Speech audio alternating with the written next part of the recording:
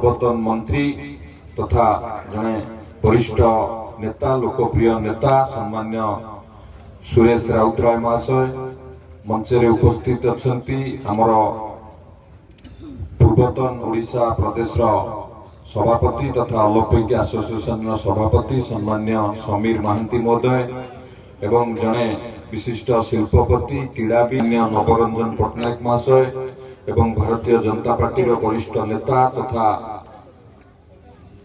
IOCL पूर्वतन director Shri Sudipta राय महाशय सुदीप्त भाई एवं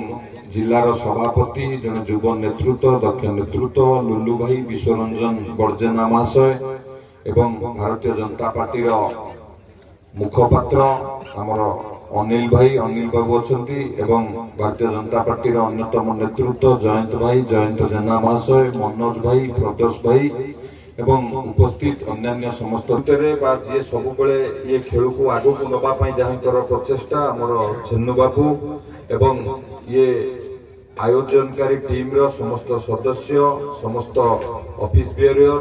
एटी उपस्थित समस्त बसी छेन्नु बाबू विभिन्न समय खाली खेल 14 वर्ष धरी आयोजन करा विभिन्न सांस्कृतिक कार्यक्रम आयोजन जाउची विभिन्न समय जेंती आमर पूर्वतन मंत्री वरिष्ठ नेता आमर सुर राउतराय महोदय कहते दल अलग किंतु आमे समस्त एक अच्छे ये अंचल आम भितर भाईचारा एकता सौहार्दपूर्ण वातावरण सृष्टि ये हूँ सबुठार बड़ कथा स्टाडियम कथा सरकार माननीय मुख्यमंत्री मोहन चरण माझी नेतृत्व में क्रीड़ा को सब गुरुत्व दौरान आम सरकार आसला प्रति ब्लॉक रे स्टाडियम निर्माण हम डीपीआर प्रस्तुत है प्रति ब्लॉक रे स्टाडियम निर्माण हम स्पोर्ट्स कॉम्प्लेक्स हम से क्रिकेट फुटबॉल हॉकी विभिन्न प्लाटफॉर्म रे आपण माने खेली परिबे एवं 4200 कोटी टकार बजेट रे व्यवस्था हो सारी व्यय बराद हो सारी ये खूब शीघ्र आरंभ हम एवं ता सहित आमे फुटबॉल कथा तो एटी मंचासीन अतिथि माने कहूतिले पुरुष महिला हॉकी टीम रो मध्य प्रयोजक सरकार अछंती खोखो रो मध्य प्रयोजक सरकार अछंती सब बेले सरकार गुरुत्व दौरान क्रिकेट को छाड़ी मध्य अन्य क्षेत्र रे किभली भाव रे क्रीड़ा क्षेत्र रे आमे आगु को जिबा एवं भारत वर्षर यशस्वी प्रधानमंत्री नरेंद्र मोदी जी नेतृत्व में आज फुटबॉल फॉर स्कूल कार्यक्रम चली केंद्र शिक्षा मंत्री धर्मेंद्र प्रधान महोदय ये कार्यक्रम को देशव्यापी एक कार्यक्रम को करूछंती जेते केंद्रीय स्कूल अच्छी सब स्कूल रे 2,50,00,000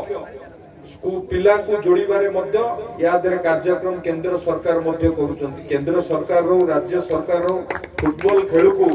किभली भाव रे आमे समस्त मध्य अनुभव करिवा दरकार ये अंचल विकसित होउची विभिन्न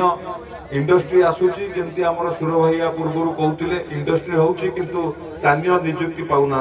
सेति पई मध्य सरकार व्यवस्था कर किलिंग करे कि पिला माने को एठी नियुक्ति दवा पई एई जटनी एरिया रे मध्य दुटी सेमीकंडक्टर नथिला तेनो निश्चित भाव रे जटनी आउरी विकास हबो विकसित हबो सेतिरे समस्तंकर मध्य सहयोग सहभागिता रहिबो एवं सरकार जो उद्देश्य अच्छी क्रीड़ा क्षेत्र में आगू को जीवाई निश्चित भाव में 2036 जो समृद्ध ओडिशा गठन लक्ष्य नहीं आम जाऊे क्रीड़ा क्षेत्र में विकास हम अंचल विकास हम ओडिशा समृद्ध हम एवं ता सहित यही कार्यक्रम सांस्कृतिक कार्यक्रम यही खेल ये सब लगी रही निश्चित भाव में आम भितर